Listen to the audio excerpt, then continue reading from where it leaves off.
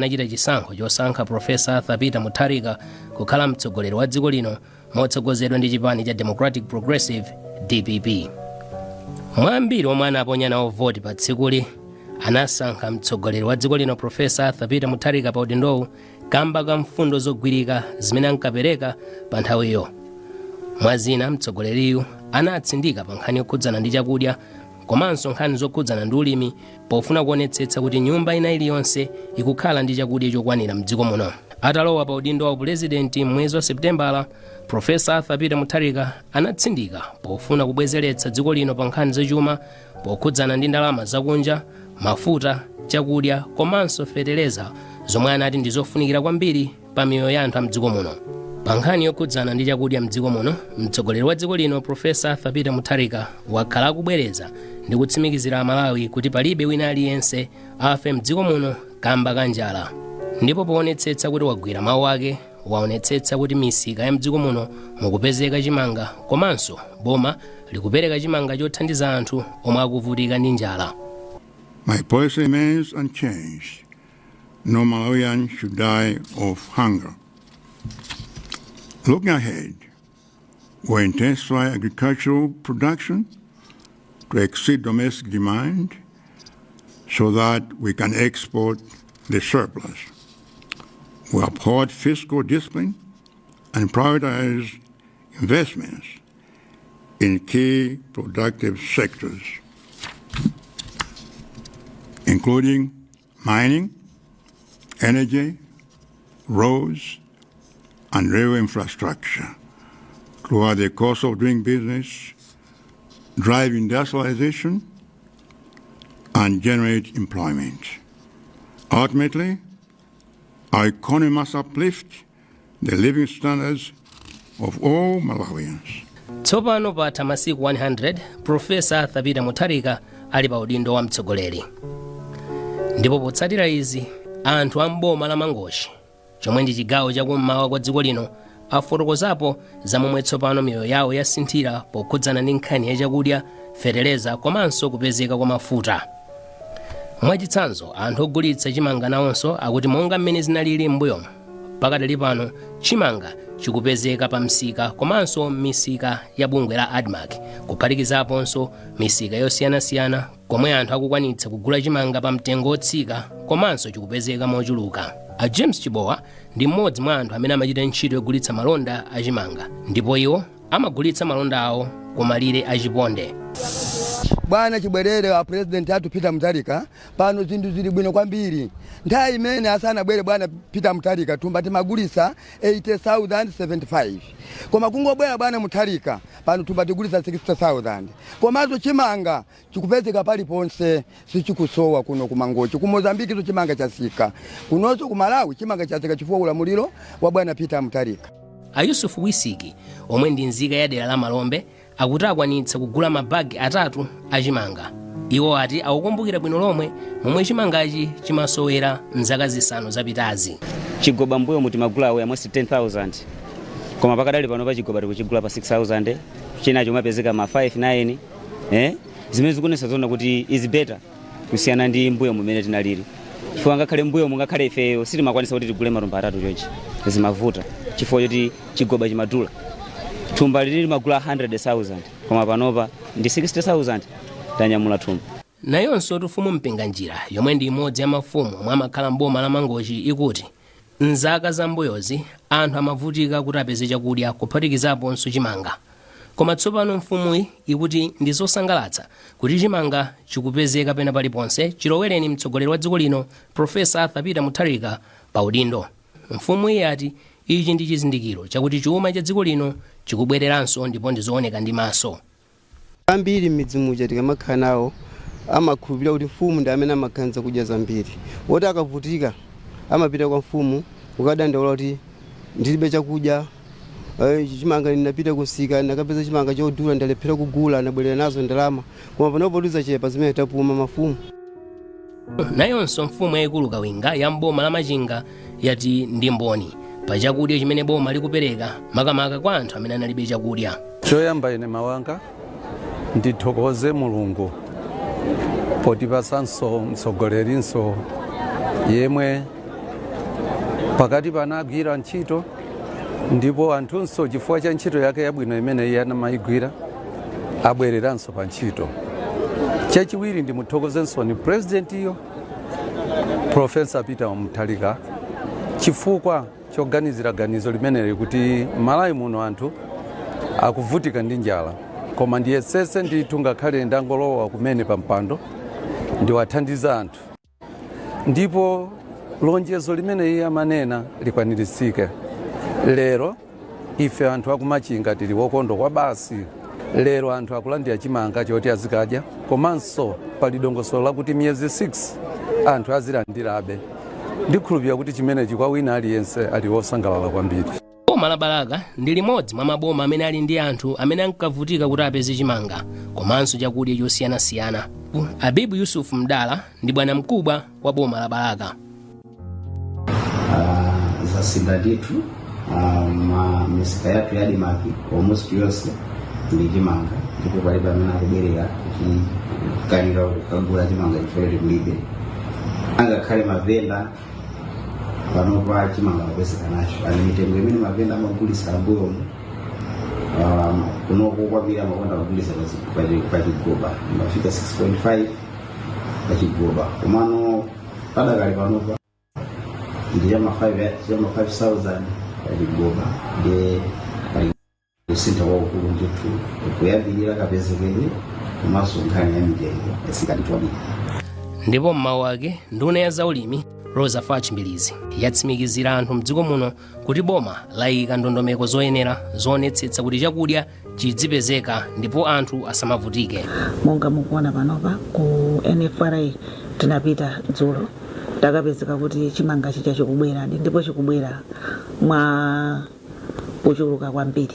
Moti dzulo pa masiku atatu chabwera chimanga chokwana about 3,800 metric tons, and tikuyembekezera kuti kukubwerako chimanga chizibwera about 1,500 metric tons pa tsiku, and pomafika pakati pa mwezi wa March tikhala tamaliza yonse 200,000 metric tons. Kuphatikizaso apo tikugulaso chimanga kwa alimi Malawi muno. Wani kuti tathandize kuti chimanga chawo agulise. Chachiwiri kuti nkhokwe zathu zikhale ndi chimanga chokwanira. Lero tanthauza kuti tikamamaliza kugula chimanga chimenechi chaloko tachita plan kuti tigula about 42,000 metric tons, and chaku Zambia 200,000 metric tons, and tinaliso ife ndi chimanga munkhokwe mucha chokwana about 38,000 metric tons, koma ichocho tinapereka kwa adimaki. Chinaso ndimene chinayambira kugwirisana ntchito bwana atanena kuti titsegule ndithu kuti tiyambe kuwapatsa anthu ovutika njala chimanga chaulere. Andi ndinenenso kunena kuti chimanga chimenechi chili mu nkhokwechi chigwiritsidwanso ntchito kwambiri kwa anzathu amene akuvutika panopa ndi mavuto a mvula yomwe ikugwa mochuluka nkumaononga katundu wawo ndi chakudya chawo. Ndiye ndinene mwachuchuchu kunena kuti a president mawu amene ananena ndi amene akuchitika panopa kuti palibe amene adafe ndi njala. Chipani cha DPP chinatsindika mfundo zake zokopa anthu kuti chidzaonetsetsa kuti chakudya chidzidzapezeka mdziko muno komanso pa mtengo wabwino. Atalowa pa udindo wa president, Profesa Peter Mutharika anatsindika kuti aonetsetsa kuti mavuto omwe akumana ndi alimi mdziko muno athe kuphatikizapo kusowa kwa feteleza. Patha masiku 100 tsopano ndipo alimi nawonso akuchitira umboni momwe utsogoleri wa chipani cha DPP ukuyendetsera zinthu poonetsetsa kuti pakhale kusintha komanso alimi zinthu zidziwayendera. Amadalitso Kasanga ndi azaka 54 ndipo amachokera mdera la Mfumu Mchilamwera mboma la Thyolo. Iwo watsopano ndi munthu wokondwa atavyala chimanga komanso mtedza m'munda mwawo. Akasanga akuti adatsala pang'ono kusiya kulima atikamba kuti zipangizo za ulimi zidali zokwera mtengo kwambiri pa msika mwezi wa Okutobala. President atangolengeza kuti mtengo wa feteleza wasika muzigula 10,000 kwacha. Pamene anthu ambiri anasangalala mtima kuti ya president watiganizira amuganiranso munthu wako musi. Akasanga ndi mmodzi mwa alimi ang'onoang'ono mdziko muno ndipo yo ati mmene inkafika nyengo yolima ya 2025-2026 adalibe chiyembekezo komanso adali kakasi. Ndipo pomwe nyengo ya mvula inafika, mvula ndi kuyambanso kugwa, iwo akuti zidali zovuta kuti apeze feteleza. Mmene mitengo ya feteleza imakhalira mucha mmene inakwerera zimatikhuza kwambiri. Anthu ambiri anaona kuti sakhalanso ndi chakudya iya chifukwa analibe ndi mtengo wogwira. Tinaona kuti njala ipitirira. Umoto ndi mmene akufotokozera Christina John omwe amachokera mdera la Mfumu Makwete mboma la Mwanza. Madandaula kwambiri timangulimira kuti nanga siti chizowerezi chathu timalima eti kumako katenga siti maziwako bweya atipanga mascanning nankhala kwa makolowera kuti ngagule siti maziwa munga ife kuti timasowa 150 siningapeze munga nthemene ali 145 ife sikanapeza kuti ngagule ngati kusowa chakudya singapeze kuti ngagule fertilizer. Kwa Jessica Yange omwe ndi mlimi mboma la Phalombe ati kukwera kwa zipangizo za mtengo wa ulimi monga fertilizer zidawayika pa mpanipani kwambiri komanso adalibe chiyembekezo monga mene adalili alimi ena onse. Kukwera kwa fertilizer anthu amavutika malingana ndi kugula kwa fertilizer ndi anthu timavutika kwambiri kuti tikagule fertilizer. Malingana ndi bungwe la Fertilizer Association of Malawi mmene unkafika mwezi wa Septemba la chaka chathachi munkhokwe zake mudalibe fertilizer wina aliyense. Komatu ngakhale izi zidali chonchi padamveka mphekesera mdziko muno kuti mudali 284,659 metric tons ya fertilizer kusiyana ndi mmene zimafunikira kuti dziko lino lidzikhala ndi fertilizer okwanira 450,000 metric tons. Malingana ndi Leonard Chimwaza omwe ndi mmodzi mwa akatswiri pa ntchito za ulimi mdziko muno ati kukwera kwa zipangizo za ulimi kuphatikizaponso fertilizer kudayika pa chiopsezo ndondomeko za dziko lino zoti lidzikhala ndi chakudya chokwanira. Ngakhaleto anthu adali kakasi chonchi pa nthawi yoboma silidafotokoze za ndondomeko ina iliyonse ya zipangizo zotsika mtengo za ulimi.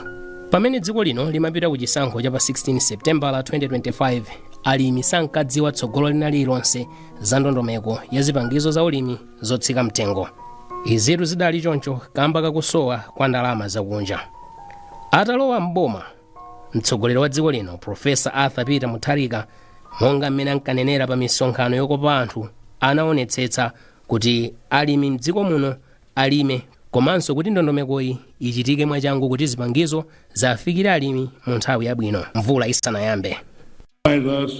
For 2025-2026 farming season.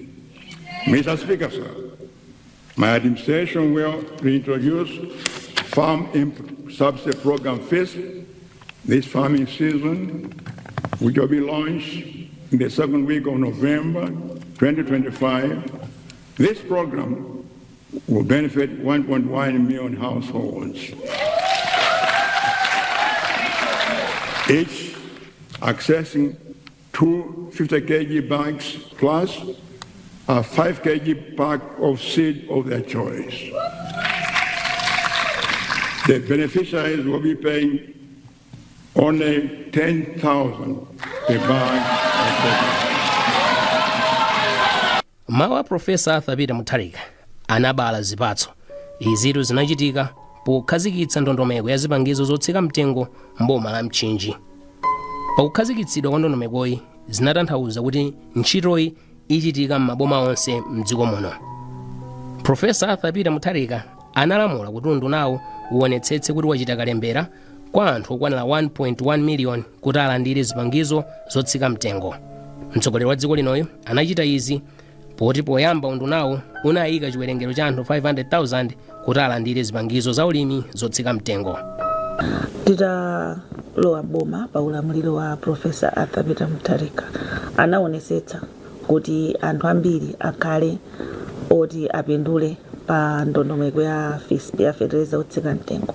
Mmene timafika boma tinapezeka kuti boma la Malawi Congress Party lomwe lapitali anayika kuti anthu olandira fertilizer zotsika mtengo kapena ogula akhale 528 ngati fika yomwe ndikhoza kulapitsa pang'ono koma nali 528 komano nditapereka namba imene kwa president iwo anaona kuti anthu wandiwechepa kwambiri ndi tinawonjezera kukhala pa 1.1 million mmene amafunira anyaka president ndi tinafunafuna ndalamazo monga mukudziwa kuti fertilizer timagula kunja ndi chimene chakhala chikuvuta kwambiri ndikupeza ndalama zakunjazo koma ndithokoza nduna Sajuma Bambo Honorable Mwanamveka anayesetsa kwambiri kupeza international financing ma LCs kuti fertilizer amene ndithu timugule ndi mpaka pano fertilizer yadakabwerabe.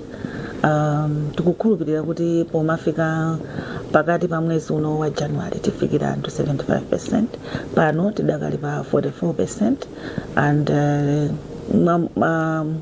ndondomeko imeneyi iyenera kutha pomafika pakati pa mwezi wa February. Nde ndinganene kuti ndondomeko ya fertilizer yaenda bwino kwambiri pa 100 days imeneyi. Ndondomeko itu yafikira alimi komanso amalawi amene anali mchiyembekezo kuti miyoyo yawo pa ulimi ipite patsogolo. Pomwe MBC inayendera maboma osiyanasiyana mdziko muno kuti iwoneze ntchitoyi, alimi ambiri anali ndi chimwemwe atikamba kuti awombola fetereza wawo ndipo pakatali pano ayikakale m'munda.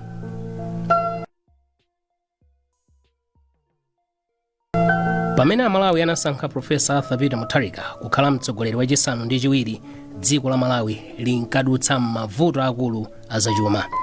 Pakati pa zaka za 2021 ndi 2024 zinthu zidali zokwera kwambiri ndi 25%, ndipo zidakweranso kufika pa 34.2% miyezi itatu yoyambirira ya 2025. Katundu anali wokwera kwambiri, komanso zinthu zosiyanasiyana zinali zosafikirika kamba kuti zidali ndi mtengo wokula kwambiri. Nakonso kumalo komwetsera mafuta kumakhala mizere ya anthu omwe pa nthawi yonso anali ndi njala. Kuvuta kwa zachuma kunadzetsa mpanipani pakati pa ntchito za malonda zomwe zidapangitsa kuti anthu ambiri omwe ankagwira ntchito pa nthawiyo achotsedwe kamba kuti kampani zawo sizimachita bwino. Nawonso anthu omwe amagula katundu kunja kuti ntchito zawo za business ziyende anali atasiya kamba kakusowa ndi kuvuta kwa ndalama zakunja. Mwandondomeko zina zimene Profesa Thabita Mutharika wakhazikitsa kuti dziko lino libwerere pachuma ndi kuonetsetsa kuti wasankha chiwerengero chochepa cha nduna za boma. Mwazinanso zimene wachita ndi kuonetsetsa kuti boma lisagulenso galimoto komanso zinthu zina zomwe zilipo kale. Nthambi zosiyanasiyana za boma pakadali panonso sizikulemba anthu ntchito, komanso analetsa kuti misonkhano ya boma idzikachitikira ku nyanja.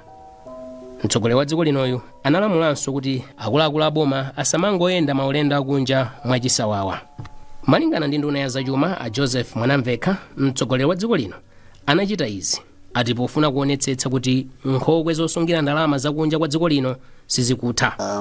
Boma lapereka ndondomeko lomwe lifuna kuti likhwimitse mwina magwiriziro achuma kuti so pamene pakumaoneka ndalama pamene pomwe pasekedwe.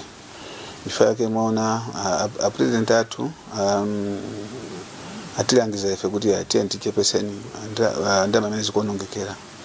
So zomwe mwaona zija zimene takonza zija ncholinga chake kuti mwina tichepese ndalama zimene zikuonongeka. Cholinga chake mwina tichepese munganenamo kuti ndalama zisamangoonongeka. Ngati pangapeza kuti tikuononga tikugwisa ntchito ndalama zigwire ntchito zoti ziwapindulira Malawi osati kungononga pasi yosafunikira. Chifukwa chake president athu atiuza ife kuti tipange issue ma directive yomwe apanga chief secretary apanga communicate. Cholinga chake ndikuti tisunge ndalama tigwise ntchito bwino, pogwisa ntchito ndalama tigwirise kuti Amalawi apindule osati kungononga ayi. Pofika mwezi wa January mchaka cha 2026 zinthu zasintha tsopano. Pakadali pano anthu akukwanitsa kupeza ndalama zakunja mdziko muno kuchokera ku mabanki osiyanasiyana. Mmene amapereka uthenga wa chaka chatsopano kwa Amalawi mdziko muno, mtsogoleri wa dziko linoyo anafotokozera Amalawi kuti anachita chisankho choyenera pa 16 September 2025. In just 3 months since I assumed office, signs of recovery are already visible. Inflation is declining, meaning your savings are safer and secure today than they were a few months ago. Fuel shortages are easing, power outages are shortening, and we're moving closer to eliminating blackouts. We are actively laying the groundwork in other sectors as well. In essence, we are firmly on track with our economic recovery plan. These critical indicators are inspiring confidence among potential investors.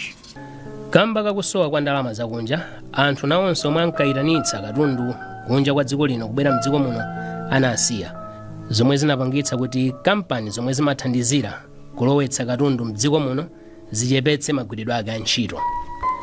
Monica Bonyongwa ndi kampani ya Integrated Freight and Forwarding, ndipo akuti ndondomeko zimene boma lakhazikitsa zikuwapatsa chiyembekezo tsopano. Forex ija ikamapezeka kwambiri idzipangitsa kuti anthu ambiri adzibwera kudzaoda katundu ku Zambia kuja. Ndeti anthu aja akabweranso ambiri kudzaoda katundu uja adzitipangitsanso ife kuti ofesi kwathu tizikhala busy kupanga kliye katundu wa anthu amene abwera aja chifukwa forex kutani ikupezeka. Pamene ikamasowa muja ifenso timakhala kuti tikungokhala chifukwa anthu sakubwera kudzaoda katundu. Gerald Chaomba ndi a Cargo Connections Management, ndipo yowa akufotokozanso nkhani yofanana. Impact yokuti forex ikuvuta imakhala yaikulu kwambiri because the more forex ikuvuta the more katundu sabwera. Ndetu makhala ngati ifeso